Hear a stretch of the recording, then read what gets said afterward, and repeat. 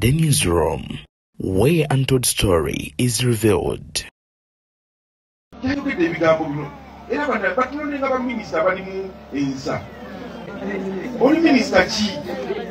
Banadini batabukidde ba Minister ba President Museveni okuli Balambargahara koteka Robina Nabanja ngano kiki ekibaleetedde okuva mu mbeera bagamba nti wekibanga kulonda ba Minister batainansa abalinga baneeno President Museveni alekerenga okutubera nga atuwa ba Minister kubanga bajja kubeera nga mwanatu batwononera n'emirembe ejiddako batte ngagamba nti baneeno bagenze maaso n'okutatana ekitibwa ky'obwa Minister lwaki bogedde bino ate ensonga zenkuleetedde olunaku olwaleero Bananupu bagenze maaso n'okubeera nga bava mu mbeera era munnamateeka Elias Luyimbazi Nalukola nga yawangula ekifo ky'omubaka wa Kawempe North agenze maaso n'okubeera nga olwaleero atuuka akakiiko k'ebyokulonda oba Uganda Electoral Commission okubabuuza kiki ekikyagaanye okubeera nga ateekebwa mu gazeti ate era okusobola okuba nga alayizibwa. Bano nno baabana okusinziira ku munnamateeka wamanyikiddwa nga George Musisi era nga munnamateeka w'ekibiina kya NUP avuddeyo n'agenda maaso kubera nga ategeeza nti kagwa Ebuvanjuba nebugwanjuba ewaka wasigalawo ewasinga. Beyond the Newsroom gwe mukutu ogukuleetera ekyo ekisinga katiranga naffe ng'oyita ku noti 774 ne noti 744 na bino bikulu tetulanga bafere tetulanga basawo ba kinnansi n'abagwa mu koowa eryo mwebale kutuwagira. Thank you.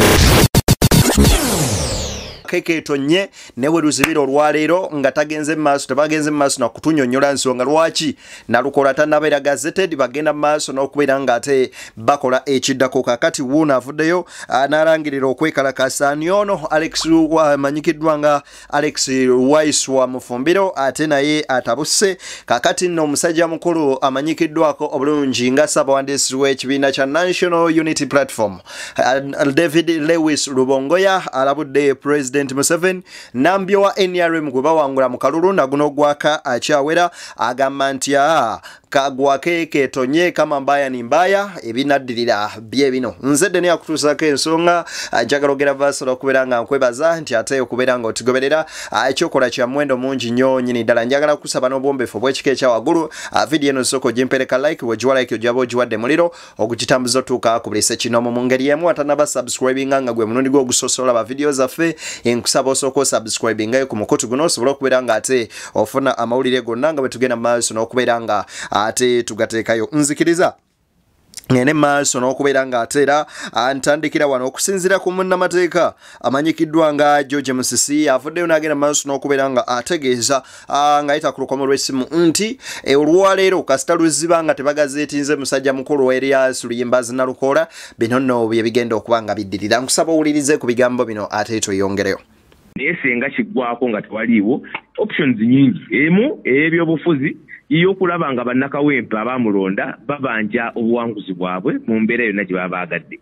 ebo ekkirizibwa mu mateeka. Ekyokubiri tulina n'okusobola okwekubira enduulu mu mateeka mu kkooti kubanga osobola okusaba ekiragira omuntu yenna omukungu okukola ekyo ekimuteekeddwa okukola mu mateeka kye tuyita mandama nti kkooti emulagire nti kola ky'oteekeddwa okukola. So tulowooza nti tujja kutuukayo eyo tulowooza nti olwaleero lujja kuggwako ng'ensonga ezo zibadde kitereezeddwa bulungi. Well, leader of opposition mukulu Joel Ssenyonyi yali mu parliament wiiki ewedde yategeeza nti bwe baagezaako okufollowing up okulondoola ensonga eyo n'akakiiko k'ebyokulonda they were informed nti they are still sorting out some internal issues. What else do you want from the Electoral Commission? Already, nga muina information tibakyalina bye basortinga munda mu bo. Kyenkugambye ekyo nti bwe baba balina kye basortinga tikiyinza kubeera nga kitwala wiiki nnamba. Ekyokubiri nti kaakati waliwo etteeka kye ligamba eky'ennaku eziggwako. Ekyokusatu nti ekyokusortinga issues oba tekirina kujja ku expense ya kukola kye bateekeddwa kukola mu mateeka. Kubanga ekyokusootinga kiyinza n'okutwala omwaka omulamba nga basootinga. So toyinza kugamba nti nno ate nga tukimanyi nga bwe nkugambye nti bw'oba omaze okulangirira gwe ebibyo tokyalina mulimu gw'amaanyi nnyo okuliza busize Kawempe ng'akakiiko ebyokulonda okuggyako okukola omulimu ogusembayo ogukuteekeddwa mu mateeka abaagala okuwaaba abaagala okusootinga oba bagenda mu kkooti so tulowooza nti bajja kukola kibateekeddwa okukola mu mateeka olwaleero nga terunnaziba. Bannayuganda nga bakyali mu mbeera ey'okukaaba amaziga njagala ogenda maaso n'okubeera ng'omanya ebigambo bineeno nti baabamu abali mu buyinza bagenda maaso n'otukulembera munywanyi beeyagala era beeriisa nkuuli ate oba nga bwe guli sayidizi eyo kaakati bajjo wuuno agamba nti President Museveni munywanyi osusse lwaki yasusse vidiyo yiino nkusaba ogirabe. President Museveni ayinza okwasanga zino ng'olina State House budget kubanga ebintu ebisinze okukola Museveni byasinze okugira kulinnyisa budget ya State House buli second sabiri akozesa milioni 2 mpuliza buli second simeka akozesa milioni mmeka akozesa 1.8 billion to 2 billion olunaku naye sente zirete busogola abantu bakubenda okumanya ajoga yes sente zitasobola mu mazaako mpuliriza lunaku 1.8 billion kumuluka yateekako emitwalo milioni 3 Chukanga milioni 3 sura mubeza olunaku ki n'agamba mbawadde omuluka mulamba milioni ameka bano yo president ki Kakati ebyo nno nga bitadde ku mabbali baabano bannaddiini bavuddeyo ne bagenda mu maaso n'okuba nga batabukira baminisita ba President Museveni ono nno avuddeyo n'ategeeza n'agamba nti Balamu ne Nabbanja bavumaganya ekitiibwa ky'obwa minisita jjukira nti nno Balamu Bargahara yavayo n'ategeeza nti solido ze baakubyanga abaana bannamawulire n'abantu e Kawempe nti eyo yali Elio oba antena kyokka era n'avayo n'ategeeza nti abanuupo bajja n'amayinja loole 5 ze baagendanga mu maaso n'okuba nga bakuba abasirikale kibaaviirako okubeera nga bakuba abantu emiggo ate oba oliyawo ejja batuusa ku bitanda kata abamu mwana tuwe magombe basimbeyo bitooke nkusaba owulirize ebigambo bya father ono ate tweyongereyo yayogedde ebigambo bino era batulonde nga baminisita bali mu ensa oli minisita ki what type of minister are you balina ffe otubusobola obwa minisita oba beebo bebalonda naffe batulondeko lwaki nakidde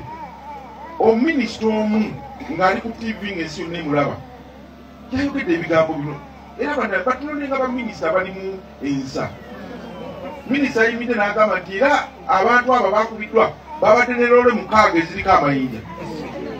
minisita oyinza okuva ino oyogera ebyo fe tetulaba oli minisita ki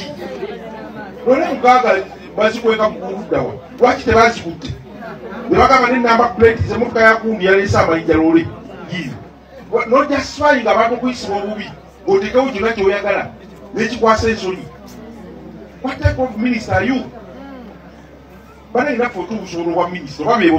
kakati nno gwe omunywanyi agenda maaso n'okungoberera olunaku olwaleero Nalukola Erias Luyembazi nga ye MP omubaka omulondo wa Kawempe North abukereza nkokola ate kugenda ku kitebe ky'ebyokulonda wali eri mu kibuga Kampala bwe bino ebibadde era ategeezezza President Yoweri Kaguta Museveni nti munywanyi ekyakutuwala mu nsiko kwaligenda maaso nakubeera nga UPC byakalulu ka DP gwe nno ne kikutwala mu ttale eyali akutte ekyokusatu nti kakati nno waneno tozanyira kalulu ka bannakawempe kuba bayina n'amaanyi okusinga naawe ge wayina agakutwala mu nsiko. Jeno Museveni okimanyi bulungi wagenda mu nsiko mu gy'ekinaana wali onyiize olw'okubanga obululu bwa Democratic Party bwali bujjubbiddwa UPC era n'ogenda eruweero aba DP gye balonda ennyo ne bakukuumirayo mu nsiko n'olwana ng'olwanyisa kibba bululu munnanga abasajja b'okulembera nabo baabo bebesomye okubba obuwanguzi bwaffe ate nga amazima gali nti ku mulundi guno Jeno Museveni ekibiina kyo twakiwangula ffe ab'NUP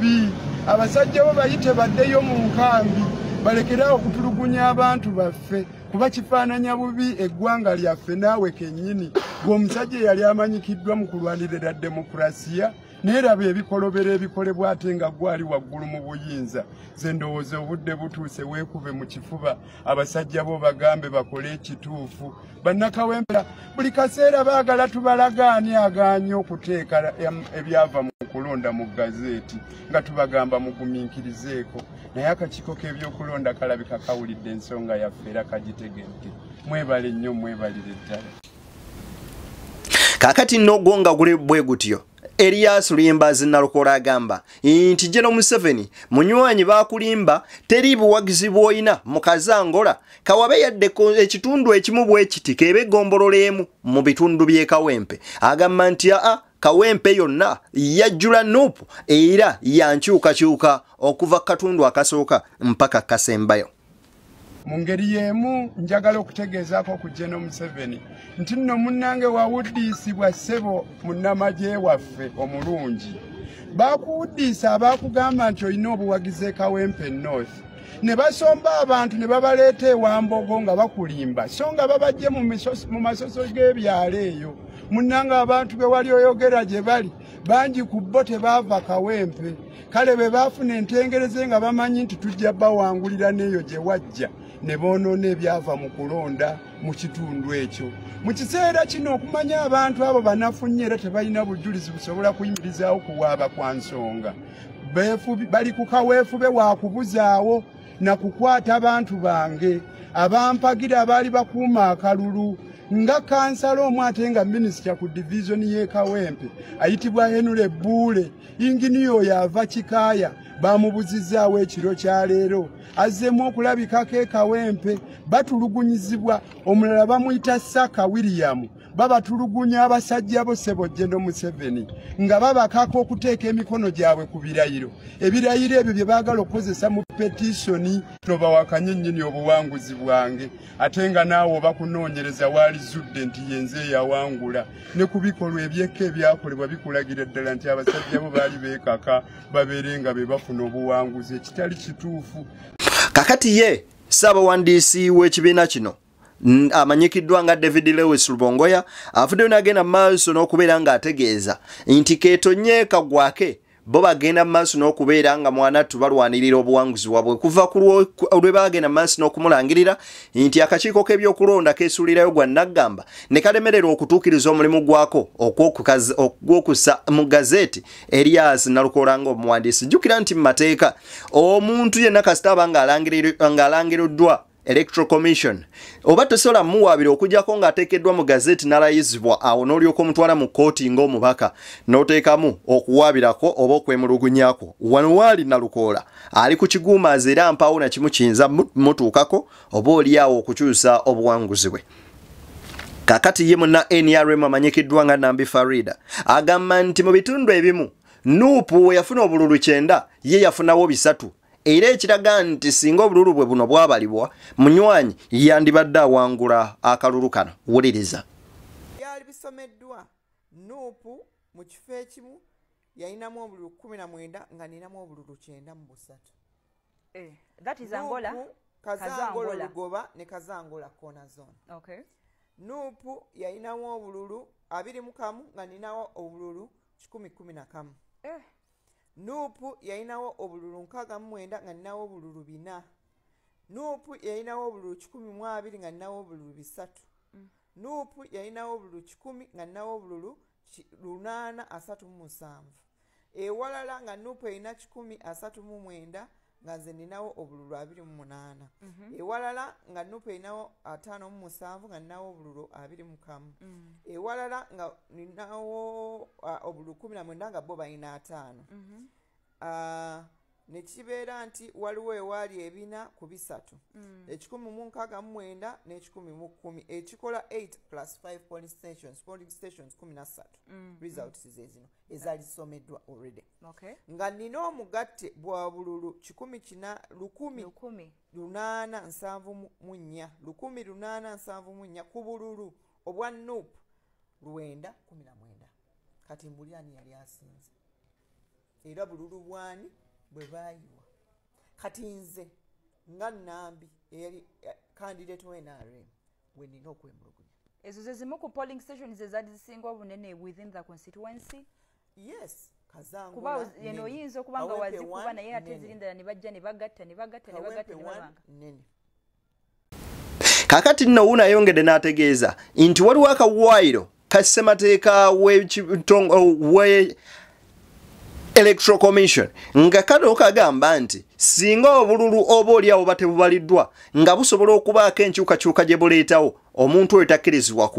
kukola ki kugenda mu maaso n'okubeera ng'alangirirwa wabula singa obululu oba bulekeddwayo bubeera nga ne bwabugattako tebulina nkyukakyuka gye buleeta kwoyo abanga asinze bagenda mu maaso n'okubeera nga oba oli awo bamulangirira ono nno kyavuddeyo n'ategeeza nti ebyo byonna byappa Ndiye singa babala obululu bwe yali asobola okubeera nga asingira ddala Nalukoola nga aweze obululu nga emitwalo 2 oba oli awo n'okweyongerayo nkusaba obuwulirize ate waliwo n'etteeka erya Electoral Commission Maria erigamba ki erigamba nti wewaba oluusi wavuddeyo kye bayita natural calamities obe buyagezze n'etwala box n'ezitwala mu bbanga oba omuliro ne guva gye guvudde ne gwokya Electoral Commission singa obu omugatte gw'obululu owo obusukka a certain number nga bwe bagigatta ku wookubiri te making a difference awo olangirira naye bwe baba nga bwe bagigatta ku wookubiri asinga eyasoose obululu obwo mubuddamu ne mulondamu ebyo ebifo ewafunye obuzibu obwo etteeka eryo teryagobererwa wabula bo ne balangirira bulangirizi so ffe twagala bwenkanya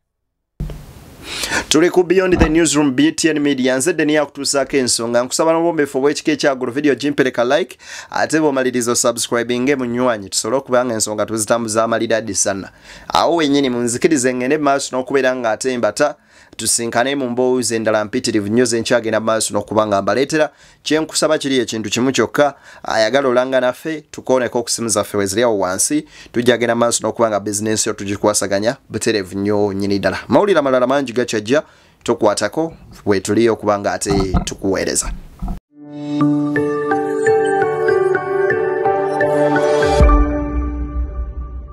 Beyond the Newsroom, where untold story is revealed.